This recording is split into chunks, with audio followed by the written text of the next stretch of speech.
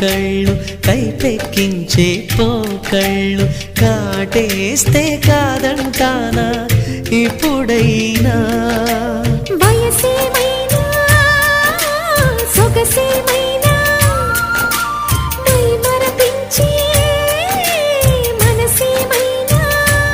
నవ్వు నవరాత్రి నీ కోసం తీసుకువస్తున్నా మైనా ఏమైనావే మన్మథ మాసం అయినా ఎంతైనా